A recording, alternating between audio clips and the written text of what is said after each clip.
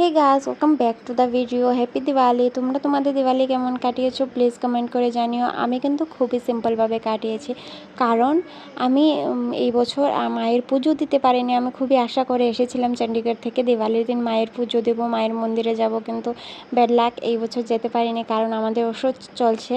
So আমি বাড়ি আসার দুদিন পরেই ওষুধ পড়ে গেছে। সো দ্যাটস ওয়াই মনটা অনেক খারাপ ছিল। যাই হোক, এখানে আমাদের বাড়ির সামনে পুজো হচ্ছিলো, এখানে এসেছিলাম। আমি কিন্তু এখানে এসে দূরে ছিলাম, যেহেতু আমাদের ওষুধ চলছে। সো এখানে এসে অনেকটা সময় বসেছিলাম। পুজো কমপ্লিট হওয়ার পর আমরা গিয়ে প্রসাদ পেয়েছি, আর প্রসাদটা ভাইরে ভাই এত টেস্টি হয়েছে, মনে হয়েছে মা অন্নপূর্ণা নিজে এসে রান্না করেছে, এত টেস্টি হয়েছিল।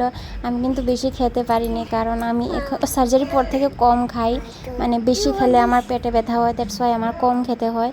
এবার খাওয়া দাওয়া কমপ্লিট করার পর আমরা ওইখানে গিয়ে, মানে মায়ের মূর্তির কাছে গিয়ে আরও কিছু সময় বসেছিলাম। বসার কারণ হচ্ছিল লোকজন আসছিল, ওইখানে বসে থাকলে একটা আলাদাই আনন্দ ফিল হয় লোকজনের মধ্যে। দেন আমি দূর থেকে মাকে দর্শন করেছি, কাছে যাওয়ার তো আমার ভাগ্য এই বছর হলো না, জানি না আগামী বছর হবে কি না, মাই জানে ভালো। চলো দেখা হচ্ছে পরের ভিডিওতে। ভিডিও ভালো লাগলে like, comment, share and subscribe.